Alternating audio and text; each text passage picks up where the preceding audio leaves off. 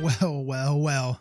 Yep, this is definitely breaking news. And this has been much awaited news for many of you, especially you people that have been pounding at the door of Lego saying, make this thing. Well, now you have it. What I'm referring to is this incredibly awesome brand new Harry Potter set, Gringotts bank set. My goodness, this thing looks gorgeous. I am blown away by how well this is done. Now again, y'all know I'm not the biggest Harry Potter. I don't have all those references. I don't have all of that knowledge that some of you do have. So let's go ahead and go through it. Today, the LEGO Group, in partnership with Warner Brothers, Discovery Global Consumer Products, unveils the LEGO Harry Potter Gringotts Wizarding Bank set. Man, that's a mouthful. The latest addition to the LEGO Harry Potter product range. The set follows the LEGO Group's rich history of designing and bringing to life many of the most iconic Harry Potter locations.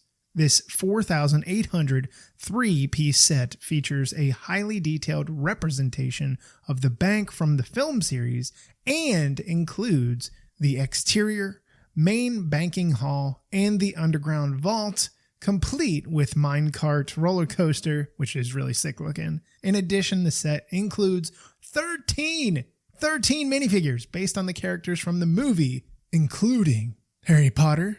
We got Hagrid in here, Dragomir Despard, Ron Weasley, Bellatrix is in here again, Hermione, Griphook, don't know that one, Bogrod, Rickbert, a Death Eater, love it, 2 goblin bankers, and 2 guards. The set also includes the Ukrainian Iron Belly dragon, which can be placed on top of the building to mirror the iconic scene from the Harry Potter and the Deathly Hallows movie.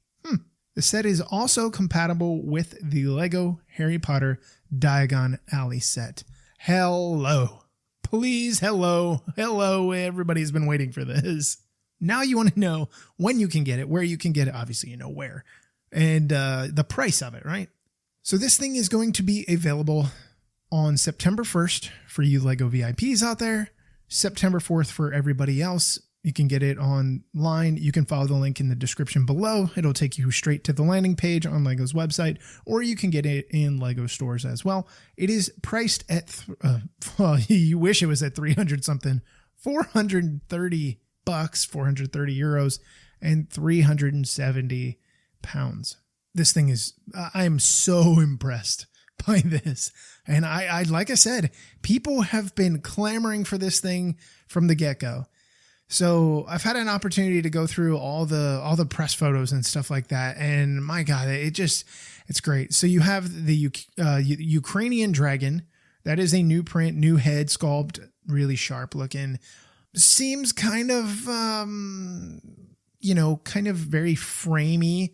Not a whole lot of depth, or I guess depth, you could say, thickness to it. The wings look really sharp on it. I do like those. But you've got all these minifigs, and they just look really well. The thing that I love, and again, don't have a whole lot of reference here, don't kill me. The thing that I love about this is the underground mining cart area. That is so stinking neat. I looked at this thing probably 20 minutes just taking in all the little details and stuff like how the water is coming down and stuff like that. Down below, the track looks incredible. The way it is done, it's in that kind of that gunmetal gray, I think is what this is here. But really, really neat stuff. Now, I will be curious to see how it goes down. Does it go down really fast? Does it kind of go down slow? But either way, it really doesn't matter. There's a lot of little trinkets that are in here as well. Really, really fascinating. I'm just such a big fan of that. There's some doors down here for an address of 713. Again, I don't know the reference for that, but the building up top is really sharp. Some of these techniques that they did to spider off of this, what basically looks like the trunk of a tree, right? The way that they attach some of this, because it has to be supported. I mean, if you think of it kind of like the Stranger Things set, the upside down, that was a little bit different because you didn't have this narrow center. It was big on the bottom. It was big on the top. It had this nice base. And you don't have that here. You have the base on the bottom, but then it gets to that really skinny center here. Really fascinating the way that they did this. The interior looks really, really well done. I love the chandelier that's in here. It's really, really well done. It's hanging in this main, I guess, ballroom, whatever you want to call it. Got a bunch of little gold pieces in here. A lot of that darker tan that's in here. I'm assuming, I can't remember. I'm assuming those are stickers. Yeah, there's a number of stickers that are in here. Quite a few. Not anything horrible. There is a chocolate frog in here. That's interesting. So I like it said, it does connect to Diagon Alley, which is really neat. You can see the Technic pins and stuff where that would go. Then you have your upper section that's up here. Got a bunch of little gold ingots in here, more gold stuff. There's a chest up here. There's a little bench, or not a bench, like a drafting table, if you would think of that writing a letter, scribing something. I am really curious to see though how they got this window at an angle. It's supposed to be a crooked window. I understand that, but I'm curious to see how they got it, what technique they did to be able to get it at that slight angle. I would assume that it would have to be recessed, right? And I'm looking at this from the rear right now. We'll get to the front in a minute, but really, really cool looking the way that is done. I'm really impressed by that. So on the front, you have a bunch of white. Your columns in the front are crooked. That is probably something super simple. You can see how those are clipped in the bottom and then just leaned here. You have the magical menagerie, fishy dinners. It's up here. That's pretty funny. And then obviously you have your main entrance to the bank. You have a bunch of crooked columns. You have that crooked window, like I said. So I'm going to be curious to see how that's done.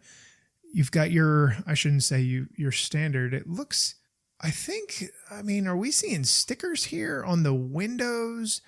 It looks like you would have drapes, window drapes, but I'm wondering if those are stickers. It kind of looks like it. The menagerie is really neat though. I like the way that is done. The dark red here is really sharp. And then the story above that as well.